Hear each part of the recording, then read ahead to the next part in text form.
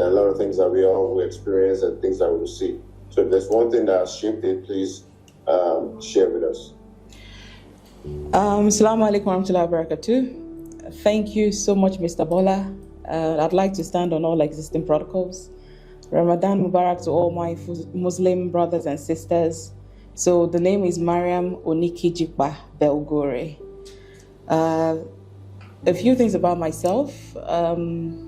I'm the founder of Mariam Onikijikpa Belgore Foundation, a non-governmental organization, a non-profit organization founded to empower all women, especially women, through building a community so strong, a community of happy, fulfilled women through empowerment and advocacy.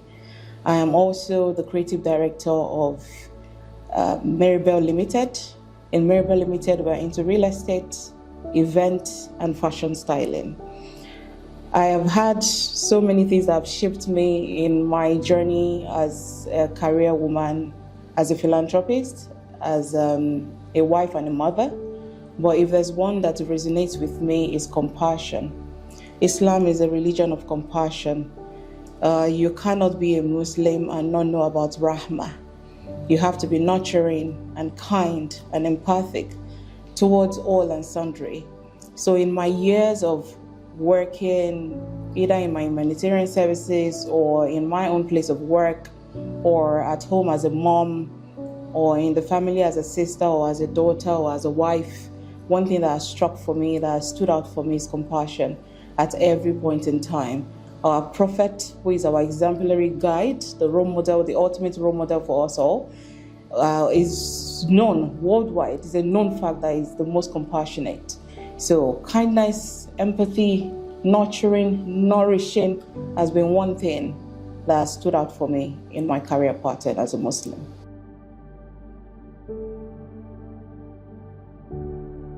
First of all, we know Islam is a way of life. It's a comprehensive way of life.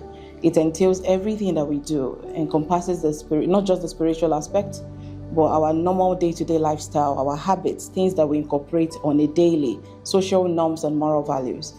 For me, there are three things that I always tell people if I am in a gathering where I'm to mentor people or teach them about leadership or things that guide me in my own personal space.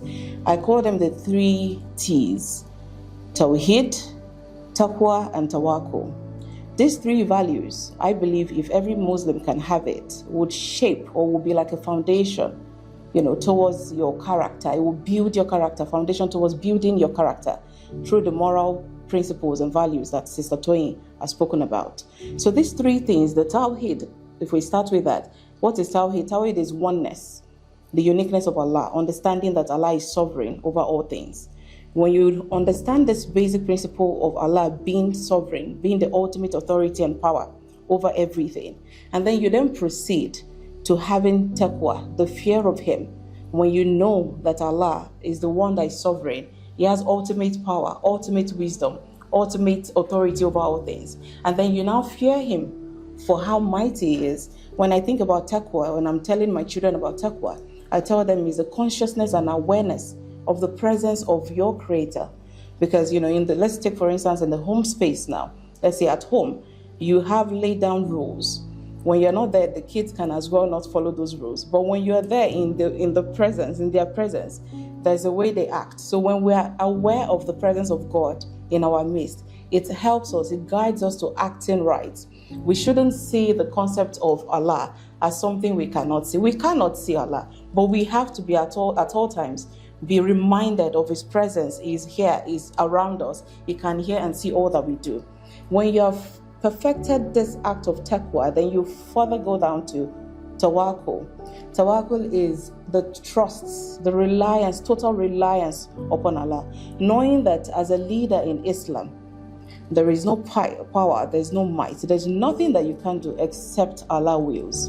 And this helps you to understand that you have a purpose and a journey. Your assignment is to serve, to fulfill the will of Allah, and to manifest His decree upon His creations.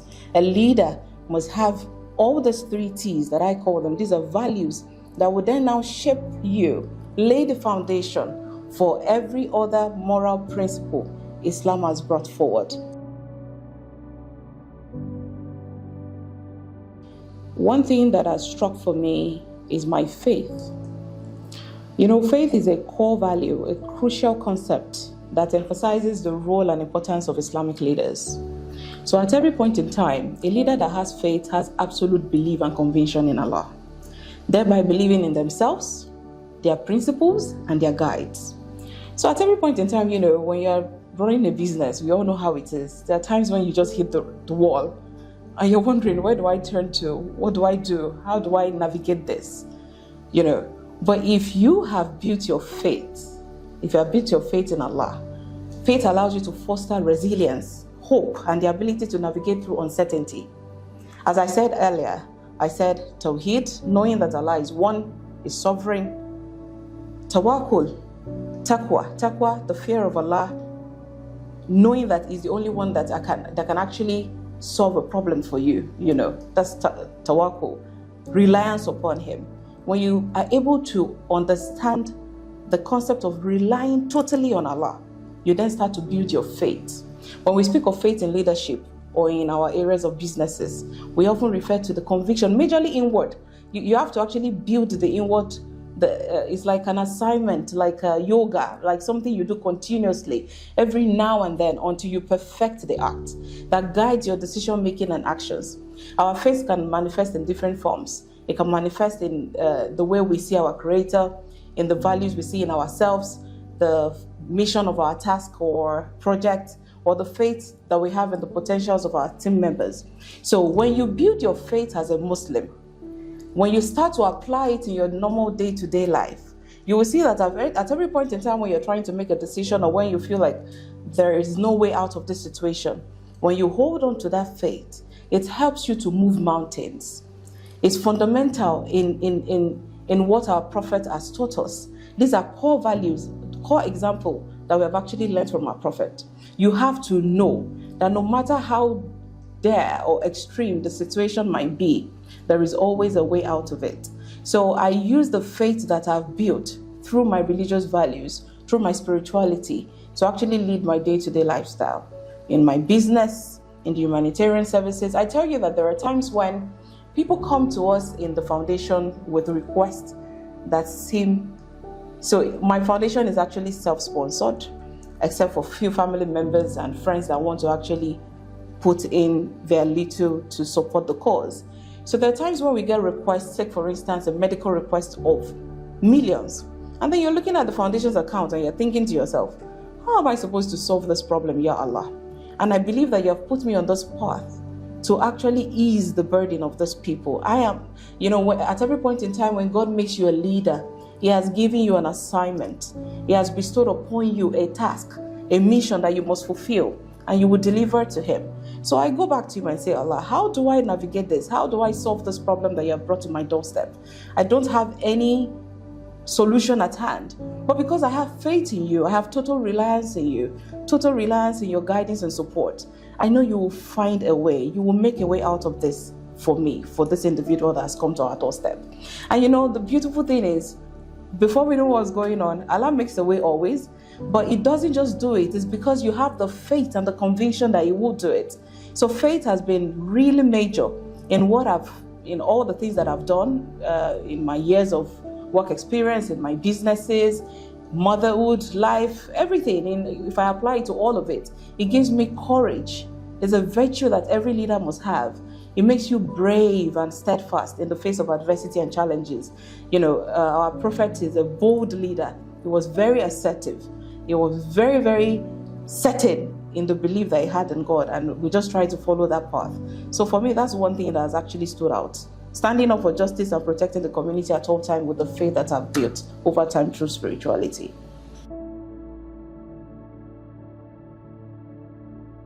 The role of women in faith-based leadership is a bit technical. We still have barriers to female leadership, either by cultural means or traditional means, or sometimes some people even hide behind religious reasons. People would always illustrate the interpretation of our scripture, the Quran, to the best of their own interest. So we still have barriers, we have challenges, constant challenges cultural and societal challenges that hinder us as women in our role as leaders in society. But in navigating those challenges, I always reiterate spirituality. I know everything I say goes back to spirituality, because at the end of the day, the success and failure of any of the Prophet's Ummah will start and end with our spirituality, our relationship with Allah, with our deen, with our book, with our practices, our religious practices. So for women, I would say that to avoid all those problems that we usually have, we have to make sure that at every point in time, we practice with gratitude, humility, and regular reflection.